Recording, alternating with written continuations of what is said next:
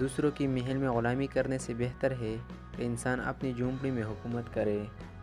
دھوکہ اور دکھ اس وقت انتہائی شدید ہوتے ہیں جب وہ اس شخص کی جانب سے ملے جس پہ ہمیں بہت گہرا مان ہوتا ہے۔ اگر اپنی آپ کو کامیاب دیکھنا چاہتے ہو تو غصے کو شہد کی طرح پی جایا کرو۔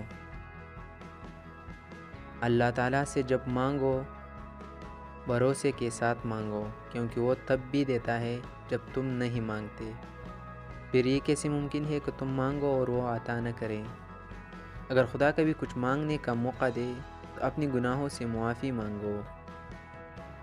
ذلت اٹھانے سے بہتر ہے تکلیف اٹھاؤ۔ خالق کے تقریب کی راہ ہے، خالق کی ذات کی طرح لامحدود ہے۔ ہماری زندگی میں آنے والے غلط لوگ ہی دراصل ہمیں صحیح معنوں میں زندگی کا مطلب سکھاتے ہیں۔